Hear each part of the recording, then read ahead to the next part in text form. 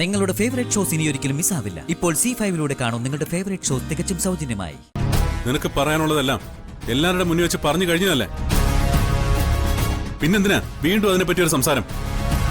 സച്ചിയേട്ടന്റെ ഈ നിൽക്കുന്ന ഭാര്യ കൂടെ അതൊന്ന് മനസ്സിലാക്കാൻ വേണ്ടിയാ. എന്റെ ഈ നിൽക്കുന്ന ഭാര്യ നിന്റെ ആരുമല്ലേ? മുറ പറഞ്ഞ ഏട്ടത്തിന്ന് വിളിക്കണമെങ്കിലേ ഏട്ടത്തിയായിട്ട് നിക്കണം. അവൾ അങ്ങനെ ഏട്ടത്തിയായി നിന്നിരുന്നെങ്കിൽ ഇതിനോടകം അർച്ചന നിന്നെ തല്ലിയാനെ. നീ പറയുന്ന എല്ലാം കേട്ട് ഇതുപോലെ തലതാഴ്ത്തി നിൽക്കില്ലായിരുന്നു.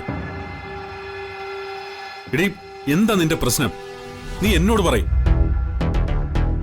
ഞാൻ പറഞ്ഞ കേൾക്കുന്ന ആളാ എന്റെ ഭാര്യ. അവളോട് എന്തെങ്കിലും പറയാനുണ്ടെങ്കിൽ ഞാൻ പറഞ്ഞോളാം. ഇനി നീയായിട്ട് അവളെ അനുസരണ പഠിപ്പിക്കാനൊന്നും പോകണ്ട. വല്ലയിടത്തും കിടക്കുന്നതിനൊക്കെ ഇങ്ങോട്ട് എടുത്തോണ്ട് വന്നിട്ട് വളർത്തുന്നതെല്ലാം ശരി.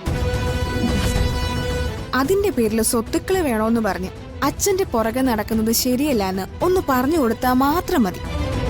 സ്വത്തുക്കൾ ഞങ്ങളുടെ കുഞ്ഞിന്റെ പേർക്ക് എഴുതണമെന്ന് അച്ഛനോട് അർച്ചന ആവശ്യപ്പെടുന്ന നീ കേട്ടോ? നീ കേട്ടോന്ന്?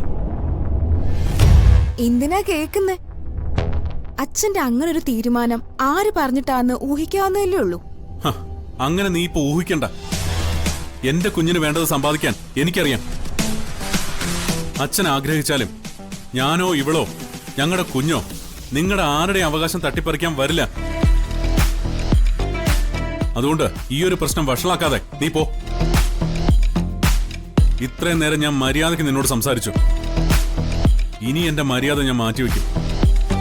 നീ അർച്ചനോട് പറയുന്നതൊക്കെ ഞാൻ കേട്ടിട്ടും ഇപ്പൊ ഞാൻ നിന്നോട് ഇങ്ങനെ സംസാരിക്കുന്നത് സ്വത്തിന്റെയും കാശിന്റെയും പേരിൽ പരസ്പരം വഴക്കു കൂടാനായിട്ട് എനിക്ക് താല്പര്യമില്ലാത്തോണ്ടാ. അതുകൊണ്ട് മര്യാദയ്ക്ക് ഞാൻ പറയാ, ഇറങ്ങിപ്പോ. പോകാനാ പറഞ്ഞത്. സ്നേഹ, നീ ഇപ്പൊ പോ. ഇനി ഇതിനെ കുറിച്ചൊരു സംസാരം വേണ്ട. ചെല്ല.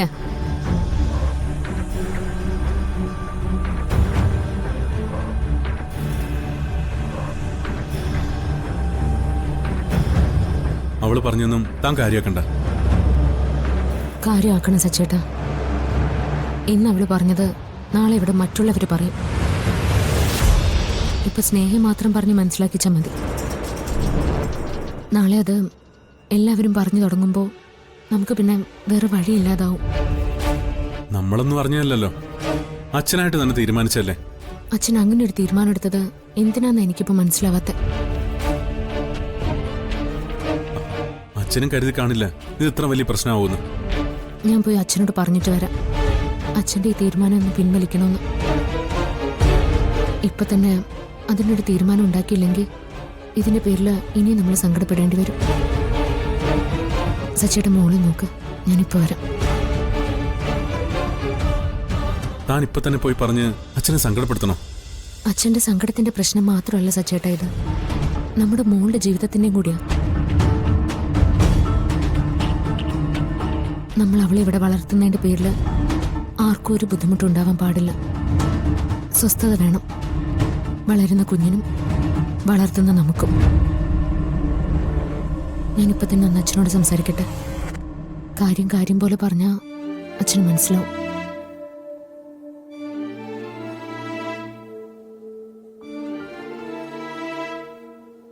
ഡൗൺലോഡ് ചെയ്യൂ C5 ആപ്പ്. കാണൂ എല്ലാ എപ്പിസോഡുകളും സൗജന്യമായി.